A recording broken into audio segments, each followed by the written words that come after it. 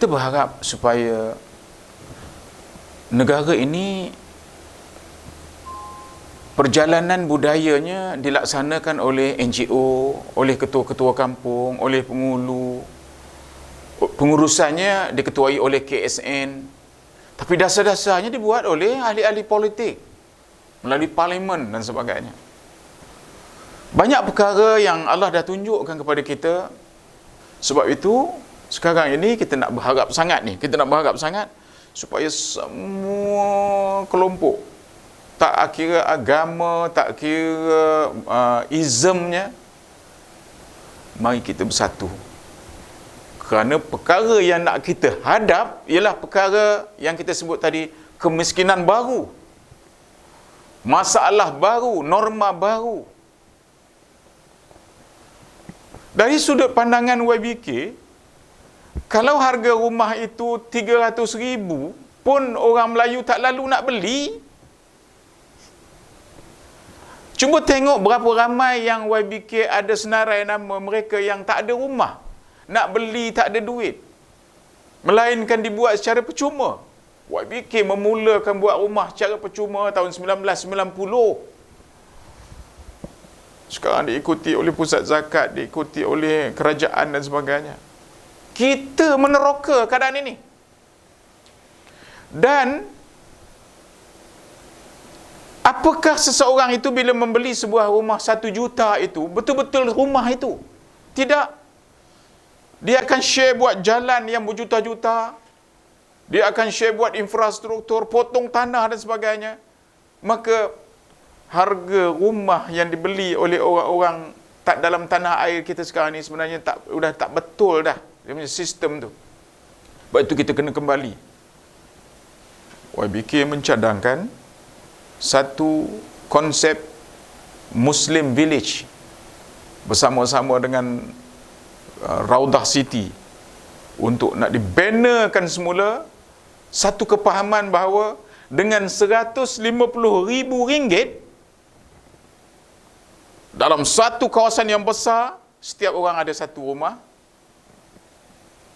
shared facilities, semua facilities kongsi bersama. Kehidupan kita ialah kehidupan untuk akhirat. Dunia hanya tempat untuk kita menabung bagi menentukan di akhirat kita hidup. Maka kita harus membetulkan semula keadaan.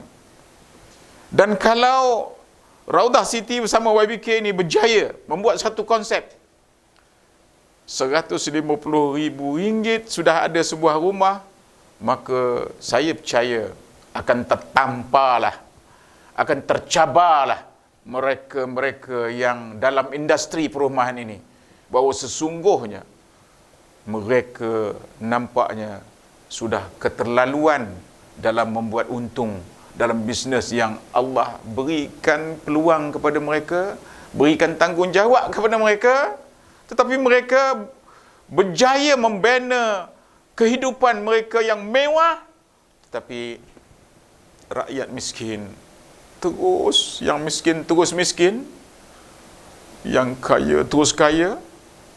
Maka ini tidak seimbang. Sebab itu kita berkata satu perkara penting yang ada sekarang ialah kita kena memikirkan satu kaedah yang baru, dan kita melihat kaedah itulah kaedah Islam, di mana kita harus berjamaah. Kita harus berjamaah untuk bermuafakat, juga berkongsi rezeki ramai-ramai. Kalau boleh dalam satu jamaah, sebuah kampung kita kata ada 200, kita ada sebuah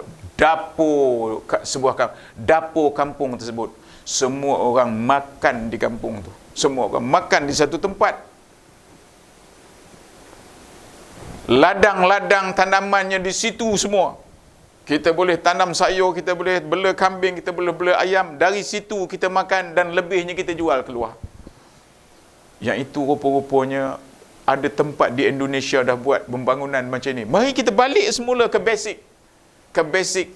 Kerana perkongsian yang Allah bagi dalam dunia ni, air adalah perkongsian bersama. Angin adalah perkongsian pertama. Tanah adalah perkongsian bersama. Maka mari kita kembali kepada konsep tersebut. Konsep tersebut di mana kita memulakan semula kaedah yang dibawa oleh Rasulullah sallallahu alaihi wasallam. Kalau kita lihat tamadun dunia, kebanyakannya orang membangun tamadun di tepi-tepi sungai, Nil, Mekong. Tengoklah ke dalam dunia. Tetapi Islam mengajar bahawa pembangunan awal di Mekah, Madinah tempat tak ada air. Nabi Ismail dilahirkan di situ.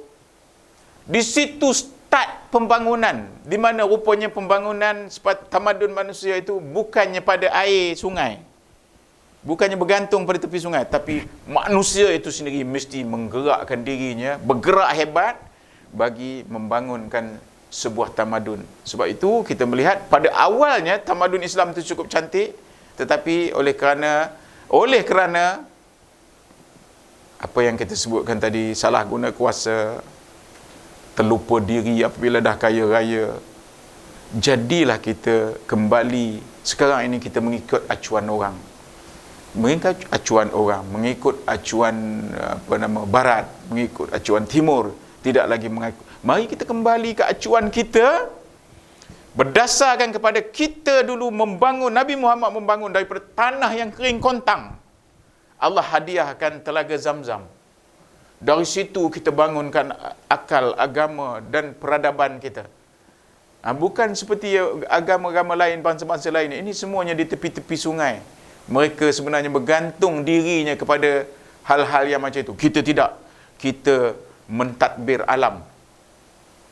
Bukan alam yang mentadbir kita. Inilah kelebihan Islam dengan agama-agama yang lain. Jadi, sempena tahun baru 2021 ini, mari kita sama-sama melupakan segala pertikaian, menyatukan segala kekuatan.